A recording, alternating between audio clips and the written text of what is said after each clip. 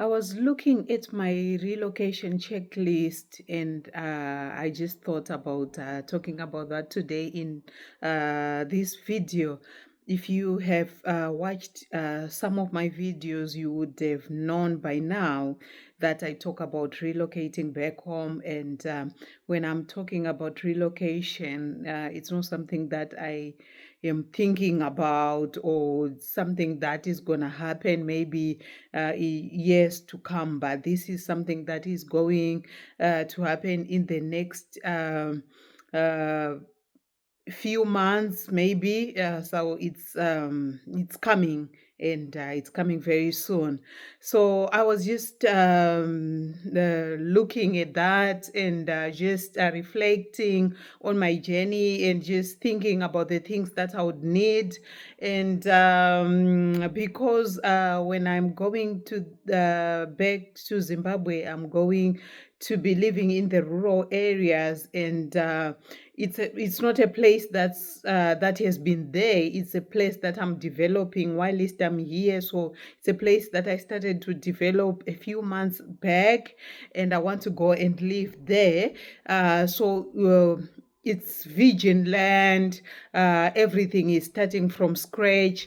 So I just there is a lot of work that needs to be done. There is a lot of things that I need to put in place for me to be able to go and live there. So I was just looking into that, and going to live in a rural area, especially coming from the UK, where there is all this comfort that we are used to. It's quite a huge undertaking, and there is also the thing that I don't need to go back and then I'll start to miss my life here. Or my life in the city, because I have been staying in Harare before I came to the UK. So I don't want to leave to start missing my life in the city as well. My children, some of my children, they are grown up anyways, will be living in the city. So I don't want to go back and then I start to miss my life in the city or my life here and regret the move. So there is quite a number of things that I need to make sure that they are in place before I can relocate. But nonetheless, I have seen that in as much as we want to prepare, there is always going to be something that needs to be done that we will not have the time to do it. So I don't really to be too hard and strict on myself. It's an adjustment that I have also to prepare myself going to live in the rural areas. It's an adjustment that I need to be prepared to do.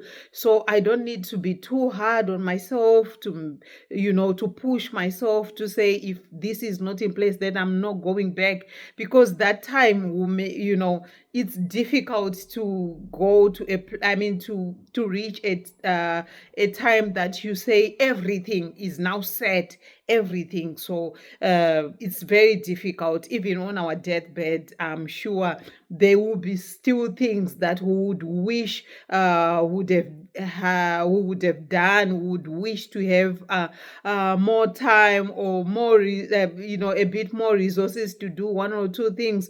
So it's just not possible to have everything, but there are things that are also I need to put in place for my stay in the rural areas to be as comfortable as it can be. There is a need for a place like a house to go into, because you can't live. We all need shelter. There is need to be shelter in place.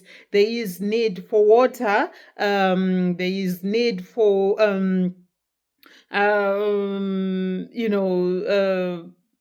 toilets, sanitation to be in place. There is need for something that's going to generate a bit of money for me. There is also need mobility. I have to think about my mobility. I have to think about network as well. Then I have to think about power. So those are the things that are need to make sure that they are in place before I can go. I want to put a pin on this video, that when I go back, the day that I'm going back, I want to see what is it that I would have been able to put in place, and what is it that I would still need to do. So here is the thing. As far as shelter is concerned, we started building at the homestead, but the house is a bit bigger. It's But I didn't have the money to build the entire house, so I just said, instead of building maybe a small cottage or a boy sky, I would rather just build rooms which are part of the house. So because material is still material, cement, roofing, bricks is still the same. You still need to buy those things. So there is 2 rooms at the moment that's there, that I have managed to put in place. That's where the person who is taking care of the homestead lives. So yeah, but I think, to be honest, the 2 rooms is not enough for me. Just looking at the some of my things that I'm going to take home with me as a returning resident.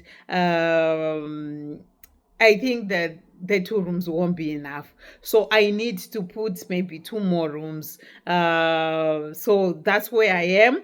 I don't know if I'm going to be able to do that, but that's the plan. The plan is to add 2 more rooms, and the toilet and bathroom, which are part of the house, so that we'll be able to, to feel comfortable in the place. So far, accommodation, shelter, it's 50%. Then we go to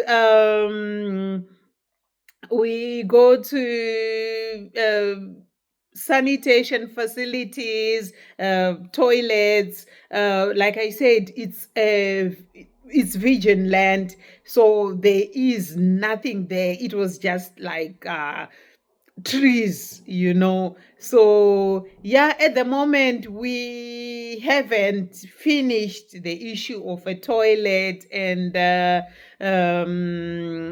so we are going to put a septic tank, and then we put our plumbing on, and then build a toilet. So at the moment we are thinking of just building an outside toilet, which would which will be used as well with visitors and anyone who is working at the homestead. So it's just that outside toilet, but that one is not yet completely done. The pits for the septic tank and soak away are dug, but it's not yet finished. So I can just say, at the moment,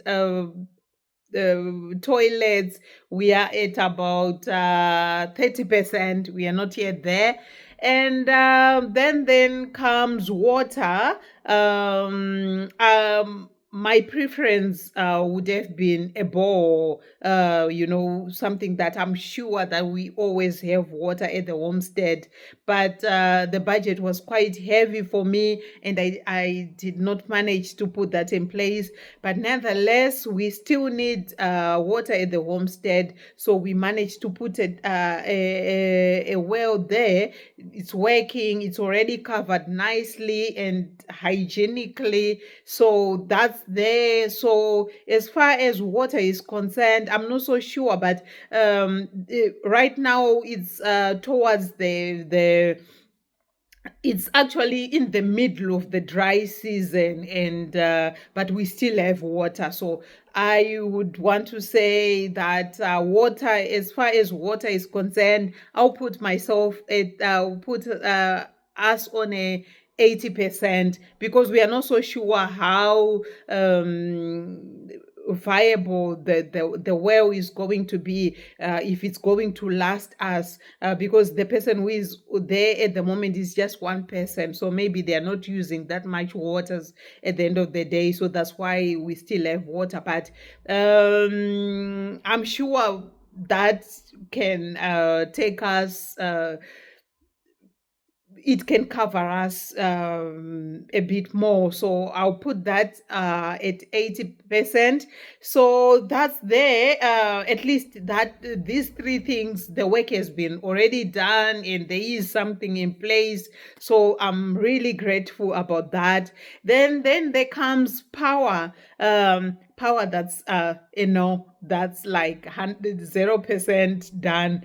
It's not yet done. Like nothing has been done as far as power is concerned. So it's something that I'm hoping, God's grace, by the beginning of January, would have maybe started, like paying installments, so that by the time that I go, I'll be able just to go and collect my my solar system.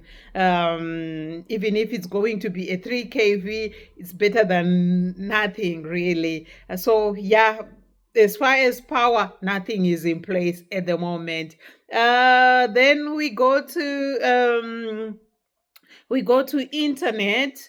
Internet, yeah, I'm glad to say that one is 100%, because the Starlink is already there, it's working. My children are making use of it in Harare there.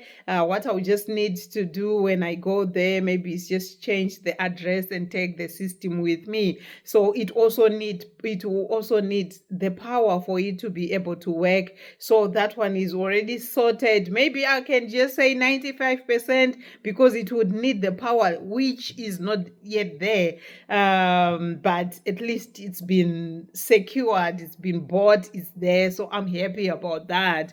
And then there comes security. At least we managed to fence the place. It's fenced, not yet gated, but it's the fence is there.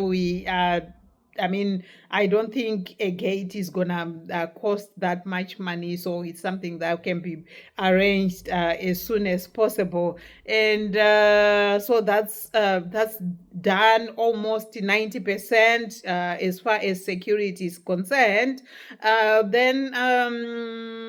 Then we come to the issue of a vehicle. I have a vehicle that I'm using here, and though I'm also thinking about, because that vehicle it's like old and it's small, was just using it for work. I don't really travel that much, so I'm just thinking that maybe I could just get myself another vehicle, which is a bit bigger than the one that I have. It's really small. It's really, really small.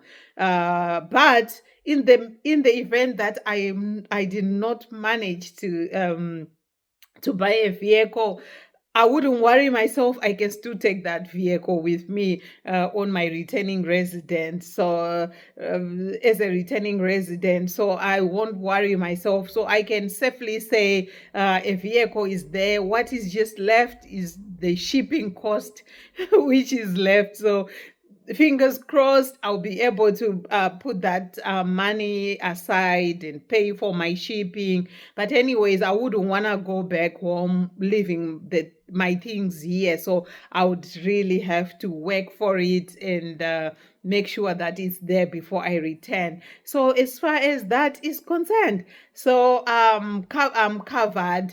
And the issue of income, going back, I need to have income in place, even though I don't think that I'll have a lot of expenses to cover, but I would still need something to be going on. So that's where I'm still working on. So there are two things that that really needs to be put in place at the moment.